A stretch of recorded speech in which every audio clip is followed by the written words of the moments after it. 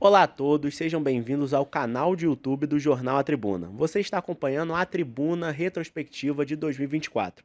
Nós separamos tudo que foi notícia no mundo, no Brasil, em especial no Leste Fluminense, para relembrar com você. Não esquece de se inscrever no canal, dar like e compartilhar o vídeo com seus amigos. E nos acompanhe nas nossas outras redes sociais. O meu nome é João Eduardo Dutra, eu estou aqui com meu amigo e repórter Pedro Menezes. Vamos começar, Pedro? Vamos nessa, vamos dissecar o que aconteceu nesse 2024, né? Vamos começar com uma notícia leve. Vamos lá para fevereiro falar de carnaval, né? Em fevereiro, né, em Niterói, uma semana antes dos desfiles oficiais das escolas de samba do Rio de Janeiro, acontecem os desfiles de Niterói, né? E aqui teve uma novidade bem especial, porque a Experimenta da Ilha da Conceição foi pela primeira vez campeã do carnaval da cidade, né? Uma escola que já vem aí batendo na trave de vários anos. Nesse ano eles vieram com o enredo Afastem-se Gabirus, sou pirata guardião do meu tesouro, né? Que falava sobre os piratas, né? Trazia toda essa estética de Capitão Gancho, Peter Pan, de Piratas do Caribe, com um samba bem chiclete, né?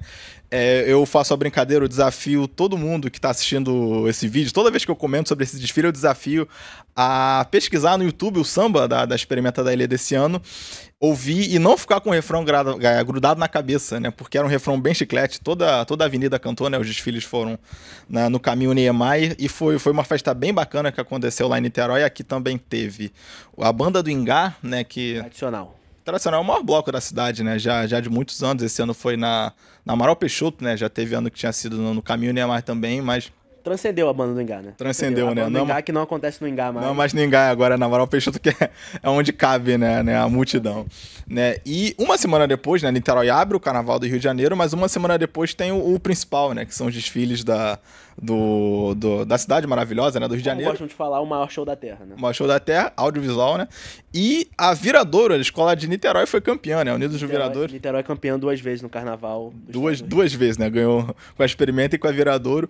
E a Viradouro, ela se sagrou campeã com o enredo Arroba o Boi Dambê, né? Que falava sobre o culto da Vodun Serpente, que é bem popular, principalmente na Bahia, e foi um desfile que aconteceu de manhã, né, que tem toda aquela aura especial, Tem uma toda... mística o desfile quando o sol tá raiando na... É diferente, né, você vê o sol bater de uma maneira distinta, enfim, a Viradouro acabou ganhando seu terceiro título, né, o primeiro tinha sido em 97, o segundo em 2020, e o terceiro agora em 2024, e a Viradouro, ela vem, né, numa sequência de que desde que ela subiu, né, ela passou por momentos muito difíceis, desde que ela subiu, ela é a escola a ser batida no Rio de Janeiro, né, e só para fechar o assunto de carnaval, as outras escolas aqui da região do Leste Fluminense, eu fiquei triste, né, que a minha escola acabou caindo, né, pro grupo de acesso, né, com a Porto da Pedra.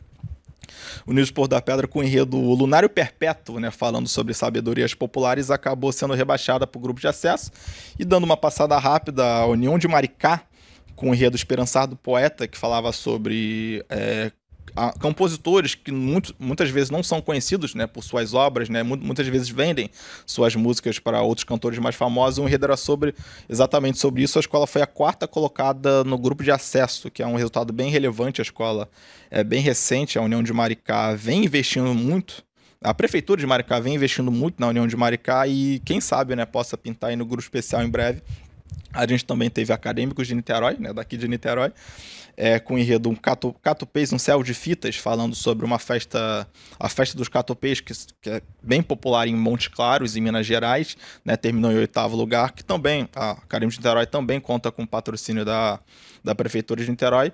E no terceiro grupo, né, na terceira edição do Carnaval Carioca, teve a Acadêmica do Cubango, terminando em 7º lugar, né, a Cubango, mais um ano, Cubango tradicionalíssima, escola fundada na década de 50, multicampeã aqui na cidade, tá aí por mais um ano seguido no terceiro grupo do Carnaval do Rio de Janeiro e vem aí tentando voltar a desfilar na Sapucaí, já não consegue já há alguns anos, né. Eu acho que esses são os destaques do Carnaval, foi um Carnaval bem feliz, bem alegre, com mais uma vez a Viradouro campeã. Isso que importa, né? Isso que importa. Dando sequência ao ano, a gente teve uma visita muito importante para Niterói, né? Que foi o presidente do Brasil, Isso. Luiz Inácio Lula da Silva, veio a Niterói para dar início às obras de dragagem do Canal de São Lourenço, umas obras muito esperada pela população de Niterói, sendo prometida há muitos anos, e finalmente parece que vai sair do papel, e Lula veio a Niterói para dar o pontapé inicial, né? O investimento está ali orçado em 157 milhões de reais, e a obra pretende aumentar a profundidade do canal de São Lourenço para 11 metros, o que tem um impacto gigantesco nas operações portuárias e navais da cidade, né? E a expectativa é que gerem 20 mil empregos diretos e indiretos com essa obra, seja o cara que vai trabalhar na obra, ou seja, o cara que vai se beneficiar da obra. Os comerciantes, né, e tal. É uma... Toda a economia local, né? É uma obra muito importante para Niterói. E eu acho que... As principais visitas da região, se você for olhar as imagens, tem ali várias autoridades, né? Veio o ministro, tá ali o Cláudio Castro, tá ali o Rodrigo Neves, né? Que viria a ser eleito prefeito mais tarde. Foi uma visita bem marcante, né? Porque, né, todos esses acordos foram firmados, né? E Niterói tem uma vocação naval, né? Niterói já teve dezenas de estaleiros, muitos foram fechados, né, com o decorrer das décadas, mas Niterói tem uma vocação naval, né? Tem o porto de Niterói, tem vários navios atracam aqui para fazer comércio e tal, então acho que é bem importante, né, você aumentar esse escopo, né, no canal São Lourenço para conseguir atrair mais. Eu acho que o simples fato do Lula vir aqui para prestigiar a abertura das obras já diz a importância que esse evento teve para a cidade e para a região como um todo, né? Vai lembrar que mais tarde o Lula também voltaria para a região, né? Ele veio para Itaboraí para falar sobre o novo polo petroquímico, né? O novo velho polo. O novo velho, né? Ele veio com o ministro. Para quem não se lembra do polo petroquímico, é uma antiga Comperj. Exatamente. Nunca saiu do papel. Que saia também nos próximos anos. Ele veio com o ministro Alexandre Silveira, né, de Minas e Energia, foi mais uma visita aqui para a região. E a gente não teve só políticos vindo para Niterói, né? A gente teve a presença de cantores, né? E talvez o principal deles tenha sido o rei Roberto Carlos, né? Depois de tantas idas e vindas, para quem não sabe, foi bem difícil, né? Ele marcava o show, dava a notícia que ele tinha marcado, mas aí adiava e tal. Foi bem difícil achar uma data, mas ele acabou vindo, fazendo 2 shows em abril, né? Nos dias 27 e 28, e veio aqui e cantou todo o repertório dele, repleto de sucessos, né? Ele veio com uma banda espetacular, né? Mais de 15 músicos e tal. Entregou rosas, né? Fez todo aquele mise-en-scène que ele faz, né?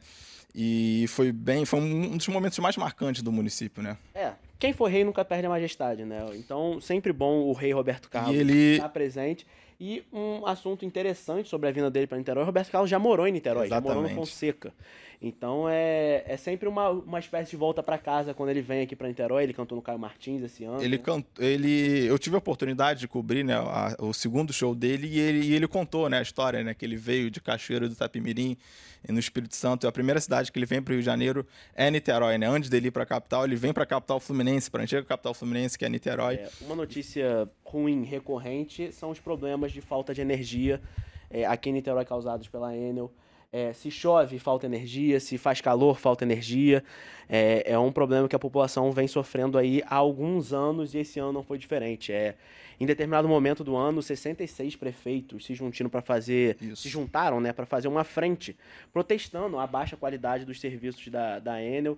Então, tivemos casos de escolas ficarem sem aulas, hospitais ficarem não podendo atender por causa de falta de energia. Então, a gente até teve a questão da ANEEL. Exatamente. Prometeu mais fiscalização, é uma coisa que a ANEEL já deveria fazer, que é fiscalizar as empresas que... Existe para isso, né? Serve para isso, mas é sempre bom uma promessa a mais, né? A concessão da Enel é federal, né? A gente teve apagões em São Paulo, né, que talvez seja a cidade mais midiática do Brasil e que mais sofre, mas aqui em Niterói, desde o ano passado, tem a CPI da Enel, né? Então já há reclamações sobre reclamações, né? Pessoas perdendo móveis de casa, pessoas perdendo comida, tendo de jogar fora. Então a Enel realmente foi um ponto negativo, né? A crise da energia. E dando sequência, mais notícias ruins. Mais notícias ruins, né? A gente teve a crise da energia e a crise da água, né? A crise hídrica, né? E nesse ano, todo mundo que mora no leste fluminense teve que aprender a palavra tolueno, né? Porque o sistema imunolaranjal, né, que abastece a maior parte das cidades daqui do leste metropolitano foi afetada com a contaminação do tolueno, que é uma substância cancerígena, né, que vem do petróleo. O Ministério da Saúde permite até 30 microgramas por litro, né? E ultrapassou até 59, né? Que foi quando detectaram. E foi bem difícil, né? Porque o sistema parou completamente de abastecer a água para a região e foi um caos, né? Uma vez que o tolueno foi detectado, tiveram que parar a produção de água no sistema Imuno-Laranjal, que abastece Niterói, São Gonçalo, parte de Maricá, parte da ilha de Paquetá. Parte não, a ilha de Paquetá. A ilha de Paquetá. E foi um frenesi, porque ninguém entendia o que estava acontecendo. Caminhão-pipa. Parou a produção de água e a esperança era, vai voltar, e não voltava. Não voltava. E a SEDAI fazendo teste para ver quando o tolueno ia voltar para um nível aceitável, e não voltava, e começava a faltar água, e o preço do caminhão-pipa foi parar lá em cima, e o pessoal ainda estava com medo. Depois, Exatamente. até quando a água voltou a ser produzida, falou assim, não, a água voltou a ser produzida, você pode abrir sua torneira, você pode abrir seu filtro d'água, que você vai conseguir de novo beber água. O pessoal, pera aí, deixa eu garantir um galão d'água, porque eu não sei até quando esse tolueno ficou na água, então... Teve a oportunidade de falar aqui com os comerciantes daqui dos mercados da região e todos eles não tinham água, né? Foi uma bagunça naquela época. Então, parecia até uma cena um pouco apocalíptica. Durou um fim de semana. Lotados. Isso. E todo mundo enchendo o carrinho de garrafa de garrafa d'água. Você então, andava pela rua, via caminhão-pipa passando, uma exatamente, loucura. Tinha comboio de caminhão-pipa na ponte Rio-Niterói, indo pra hospital em São Gonçalo, então foi... Aqui ainda teve a sessão da Câmara Municipal de Vereadores que foi cancelada e ainda teve o Bloco A, né, da Universidade Federal Fluminense, nos principais locais de estudo da universidade, que foi também... que não teve aulas canceladas, né, por conta dessa crise hídrica aí. Exatamente, foi um final de semana complicado. Bem tenso. E ainda falando de água, né, um outro assunto esse ano que se encaixa nas notícias ruins são as enchentes de Porto Alegre, que infelizmente atingiram muitas pessoas na região sul do país. O nível do Rio Guaíba chegou a 5,37 metros, que é um dos maiores níveis já alcançados na história, superando enchentes de 2023 e de 1940. Então, realmente foi uma situação muito triste. A gente ficou acompanhando as notícias, né? A gente via pessoas perdendo tudo. Casas, móveis, carros, porque o rio realmente subia. Cidades submersas, né? A cidade estava submersa e a gente ficou acompanhando de longe, mais de perto, né? De longe.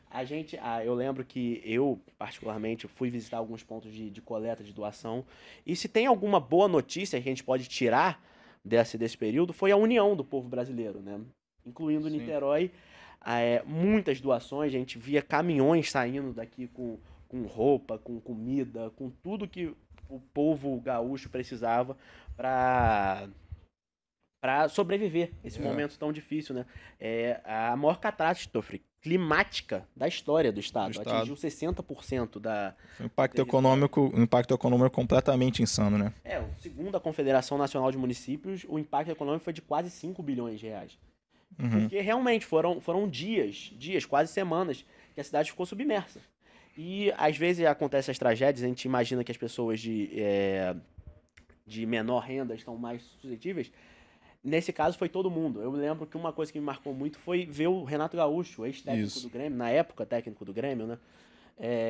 Tendo que sair de casa de barco.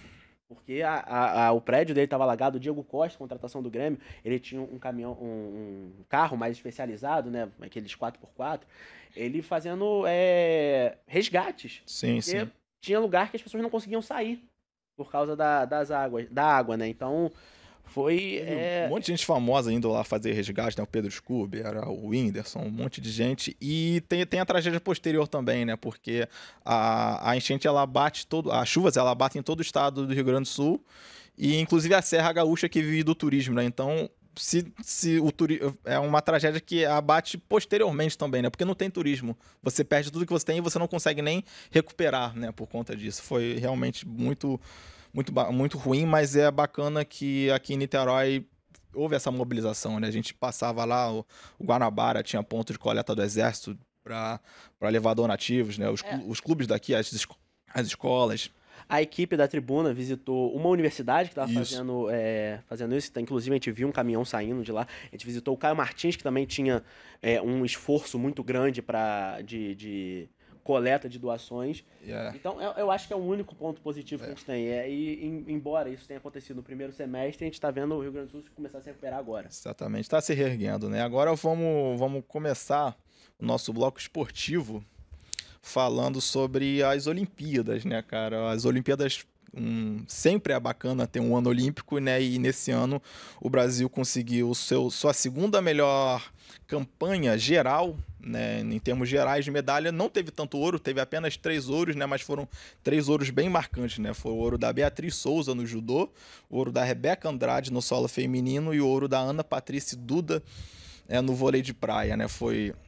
As Olimpíadas foram em Paris, né? Foram marcadas por uma rivalidade bem acirrada, né? Entre os Estados Unidos e aí a China e tal. Os Estados Unidos acabou abrindo o final e liderando o quadro de medalhas, mas pelo lado brasileiro a gente teve talvez nossa maior atleta olímpica na história, Rebeca Andrade.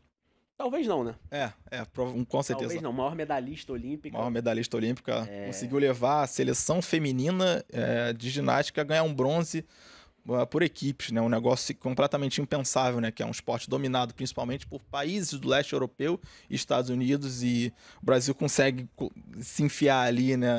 Se você for olhar todo o histórico, são só os mesmos países que ganham sempre, né? O Brasil conseguiu se colocar ali no meio, né? A Rebeca Andrade levou a gente. A gente também...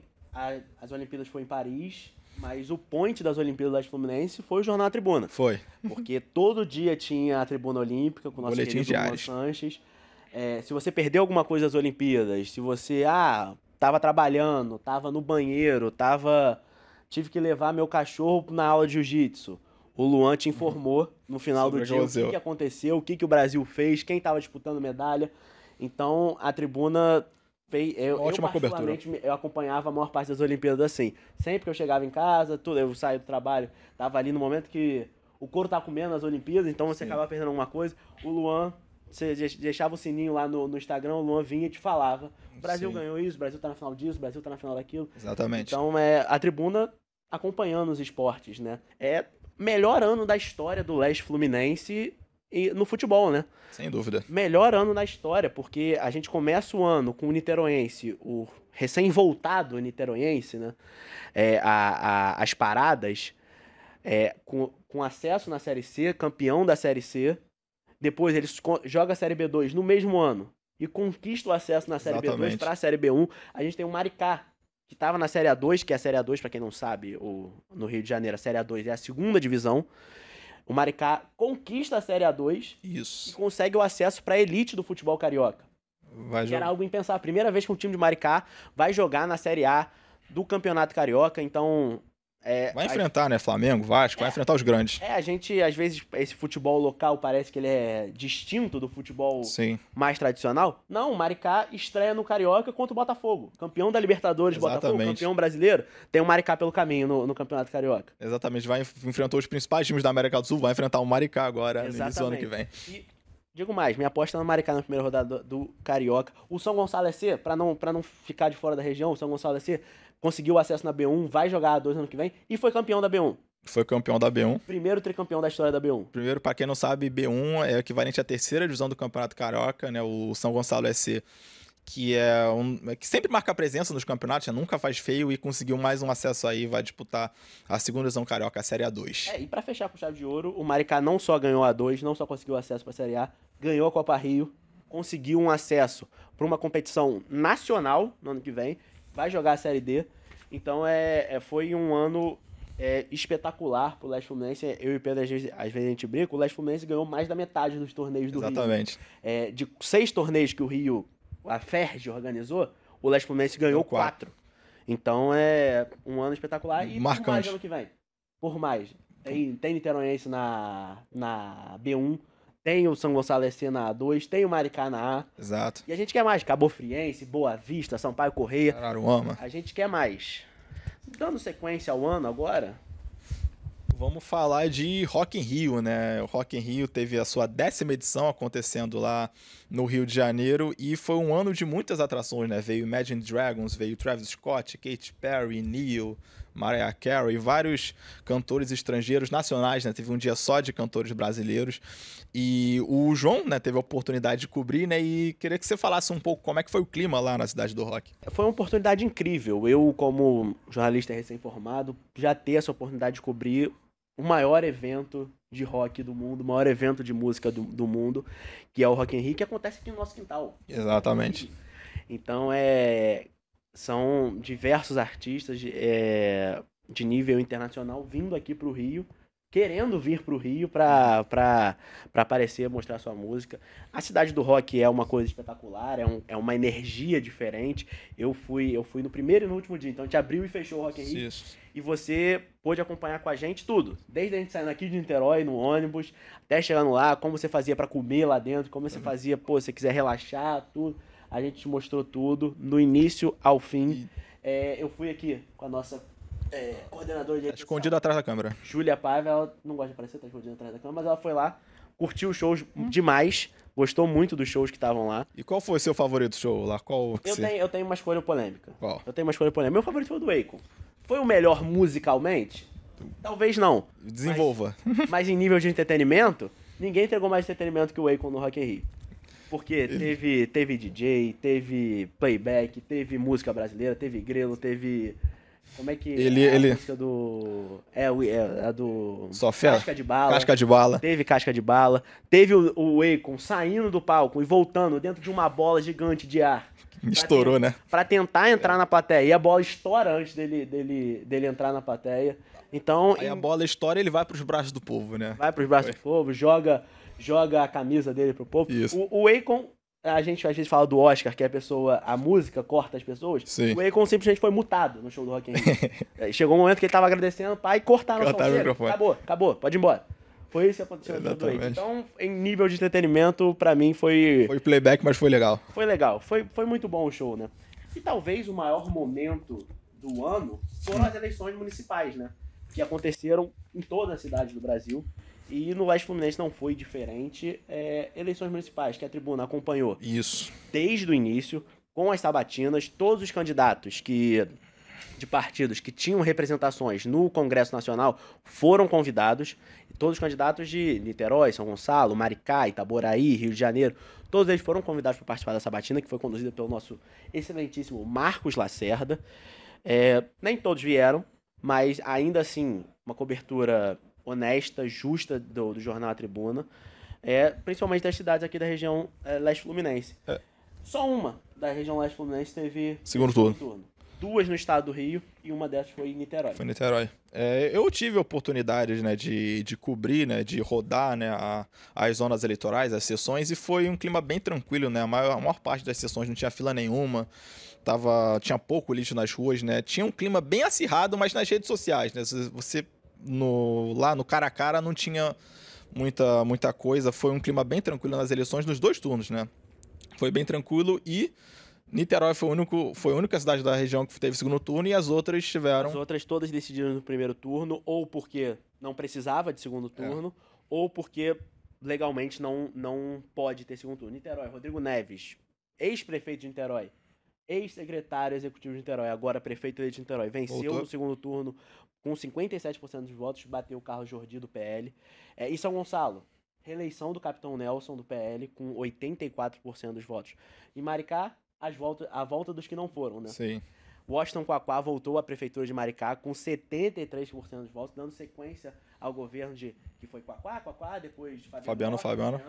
Quaquá volta agora para mais um mandato em Maricá. Isso. Não precisou de segundo turno também. Itaboraí, Marcel Delaroli, do PL, também voltou, reeleito, 93% dos votos. 93% é muita coisa.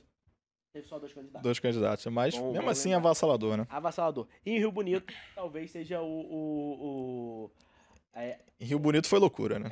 Seja a situação mais estranha, porque o Marcos Abraão do União Brasil foi eleito com apenas 28% dos votos, né? O segundo colocado teve 27%, o terceiro teve 26%. Isso aí, então é uma situação... Cada voto vale, né? Falar sobre mais crise hídrica, na verdade uma que está sendo bastante solução, né? Solução hídrica, né? Que é o canal de Itaipu, né? O canal de Itaipu, todo o sistema lagunar, né, ali da região oceânica de Niterói, né?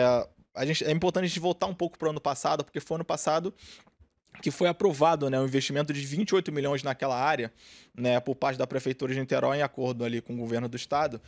E era uma época que estava tendo muita mortandade, né? Teve mortandade em dezembro, em janeiro, em fevereiro. E as obras, elas de fato começaram em maio. Para o espectador que não sabe, é importante que as lagoas da região oceânica de Niterói tenham conexão com o mar, porque se elas não tiverem conexão com o mar, elas morrem, né? Então, quando acontece, né, da água baixar, né, o famoso assoreamento, há mortandade, né? Porque os peixes não conseguem respirar, eles não conseguem trocar. A biota dentro das lagoas morrem, né? A laguna, né? Que é o termo técnico correto. E a partir de maio que, de fato, começam as obras, e de maio para cá houve uma mortandade apenas, né? A gente está já com o ano acabando, e para a mortandade que estava mensal praticamente, já cessou, né? E as obras ainda nem terminaram para ver como é que faz diferença esse investimento, né? Há muito tempo que a gente tinha soluções paliativas na área, Isso. né? A gente tinha, assoreou, vamos lá, escava um pouquinho, aí volta a conexão e volta. Você vê aqui, ó. É importante ter uma solução derradeira, uma solução que resolva mesmo o problema das lagoas, o problema do canal, porque não tem como, a lagoa de Itaipu, a lagoa de Juratinga não sobrevive mais sem a conexão com o mar. Há muito tempo atrás a lagoa já era um sistema fechado, talvez sobrevivesse. Hoje em dia não sobrevive mais. O desassoreamento ele prevê a remoção de 72 mil metros cúbicos de areia, né, com o objetivo de melhorar a navegabilidade e a qualidade da água, ou seja, você retirar para esse fluxo de água acontecer melhor, né, porque ele tem que existir, senão as lagoas elas morrem, enfim, não tem mais pesca, não tem mais nada. Exatamente. E falando um pouquinho da área econômica de 2024, né, um ano de altos e baixos na economia, diria eu. Altos, começar sempre com a boa notícia. Niterói teve um ano histórico em geração de empregos, segundo a CAGED, que é o ranking que analisa a geração de empregos formais, aquele de carteira assinada, no Brasil todo. Esse ano, e a gente só tem dados até outubro, porque os dados eles demoram a serem formulados pela CAGED, demora até 2 meses para serem publicados pela CAGED. Até outubro, Niterói já gerou mais emprego esse ano do que gerou no ano passado todo. Esse ano já são mais de 8 mil empregos que Niterói gerou, empregos formais, e está em ritmo de ser o melhor ano da história de Niterói. E não é só Niterói que teve um bom ano, São Gonçalo também teve um bom ano, Maricá, Rio Bonito, todo mundo gerando emprego, que é muito importante, né? Claro. Isso que faz a economia girar. Quantas pessoas estão empregadas, quantas pessoas têm capital. É que faz o dinheiro girar, né? Que faz... Exatamente. Não adianta você ter produto e não ter ninguém para comprar. Então, Sim. esse é a principal. Então, agora falando das más notícias, um ano instável economicamente quando a gente fala de Brasil. A gente vê a taxa Selic voltando a subir depois de muitas reuniões do Copom, que a taxa Selic estava caindo, estava em queda, estava sendo mantida. Agora ela volta a subir e vai terminar o ano em alta de novo. A expectativa de juros desse ano deve ultrapassar o teto da meta. O ano passado, no primeiro ano do governo Lula, o presidente conseguiu manter a inflação abaixo do teto da meta, que era uma vitória tremenda. Esse ano não parece que vai conseguir, a gente só vai saber no ano que vem, quando sair os números finais da inflação. Mas ainda assim é um ano instável economicamente, e eu acho que a grande notícia econômica do ano é o corte de gastos. Uhum. O corte de gastos que o governo Lula, através do ministro da Fazenda, Fernando Haddad, finalmente anunciou. Sim. Estava há 2 meses para anunciar o corte de gastos, anunciou no início de dezembro. O mercado não aceitou tão bem assim esse pacote de cortes. Dólar, pela primeira vez no plano real, passou dos R$6, mas aquele... É um jogo de equilíbrio, né? É um jogo de equilíbrio. Então, o mercado até o momento não assimilou tão bem assim. Mas, uma vez aprovado, uma vez que as medidas estejam em práticas, a tendência é que o corte de gastos seja importante para a saúde financeira do Brasil, né? Que ano passado tinha sido aprovado o arcabouço fiscal, né? E o arcabouço fiscal ele prevê um limite de gastos de 70%. Em relação a tudo que entrou, né, no país no ano anterior, né? Então, esse corte de gastos ele vai acontecer. O que o Haddad demorou a publicar, né, a dizer, era onde que seriam esses cortes, né? Ele estava escondendo, fazendo o jogo, falando com os ministros, se reunindo e tal. Então, aonde que seria o corte, né? Ele, de alguma maneira, ele já estava aprovado ano passado.